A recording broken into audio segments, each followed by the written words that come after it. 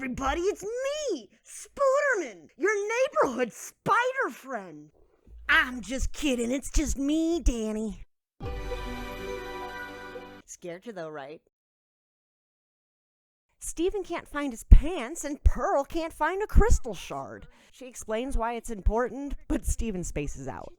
That's why it's very, very important that it's kept away from any kind of garment. They're both oblivious as the things they're independently looking for run by, and Pearl leaves to look in town. For my pants? Steven spots his pants and chases them down before forcing them on. Pearl's gem shard is in the pocket, hence the whole chasing down bit. So Steven puts it in a sock for safekeeping, like a smart person. Ow! Ow! Ow! Ow! Ow! Steven goes to find Pearl to let her know that he found his pants and she can stop looking, when he sees a giant fry person get attacked by seagulls. It's Frybo, a mascot worn by Petey Fryman. Father Fryman, the owner of the business, shows up for a moment to discourage unionizing. Being part of the Fryman family means you gotta sell fries. And the older Fryboy looks on smugly. And be my son, which you are. Once they leave, Petey spirals into that special ennui that one gets while working in customer service. Steven's never worked for the capital M man, so he doesn't experience this special ennui.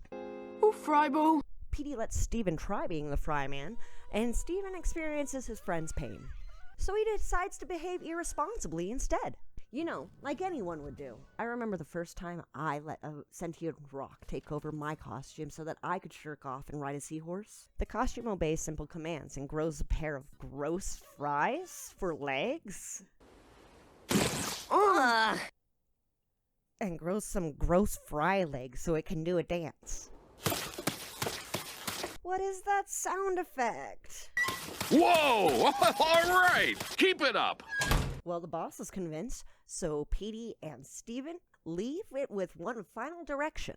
Go make people eat fries. Before heading off to the arcade for some penny rides. At the arcade, Petey demonstrates how forcing a kid into capitalism destroys his inner child beyond repair. He says Steven's job isn't a real one because saving the world doesn't pay cash or impress Petey's father. This seahorse used to make me so happy. More ennui! Until they're screaming, yay, something to break up the day. Tentacles grow from the fry stand and attack Beach City citizens. Steven and Petey peer inside to see that Frybo has taken on a terrifying appearance and is forcing everyone to eat fries. The cool kids, Kiki, Mr. Smiley, even Lars isn't safe. I don't even like fries. Mr. Fryman thinks that it's Petey doing a terrorism, so he takes a moment to grovel. You're a valued member of Fryman Brothers Incorporated. Frybo doesn't like the false corporate sentiment. Steven wants to prove the validity of his job to his friend, but the two end up getting squished by a fryman, thrown by a fry man. Pearl shows up and scolds Steven. Oh, Steven. Before jumping in to fight Frybo. In doing so, however, she ends up popping the bubble holding the other shards. Mr. Fryman finally seems to put together that this thing he's forced his son into is really quite terrifying. Pearl is struggling in the fight until a pair of pants comes and kicks Frybo in the face. Steven's recruited a whole outfit to fight. Apparently 6 articles of clothing aren't enough though, so Steven sends in the cavalry. He dives in and retrieves the shard from the mascot, saving the day. As soon as I bared my butt, I knew he'd crack. They hold a sailor's funeral for Frybo, and Mr. Fryman takes off his hat. Sorry, I can't stop staring. Gives Petey a speech to appease the boy's immediate frustrations, and Petey is satisfied with the unspoken promise that one day he will nepotize the business. Reynaldo spends too much time on his phone anyway. Oh, and Steven's still nude. But no more mascots, so yay! Alright, Danny, we're going to talk about this and not get so far into politics that it scares your audience away. You got it? Got it? Let's put up this picture of a tree to remind myself of peaceful thoughts.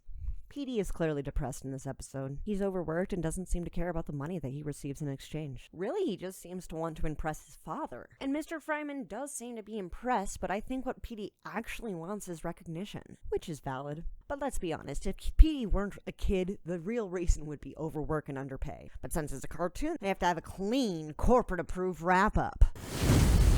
Crap, moving on. We can hear Pearl's full warning if we ignore Steven's ramblings. These shards have a powerful partial consciousness that... She says the most important thing at the end, but really, we can't blame Steven for not paying attention. Look at the vocabulary she's using. Obedience waned as the Oh, shards... jeez. She's using vocabulary way too advanced to convey her point. I guess that's a frequent Pearl problem. Didn't you hear what I said about the living armor and infantries and many, many dead? Steven's the center of his own universe for this episode. Pardon the pun. He keeps ignoring Pearl and insists that she's helping him look for his pants. You must still be looking for my pants. He thinks that Frybo is being punny when the thing takes instructions literally. He's got jokes! He also listens to Petey's depressed rant, and all he says is, You're hilarious. Steven, are you the important one? Yes! But don't other people exist too? No! All right, you little scamp. Just don't talk to Petey. He's already abandoned his childhood. Wanna try the jellyfish? Kids are allowed to live in their own universes. It's part of being a kid. This episode's conflict is Pearl's fault for losing the shard in the first place.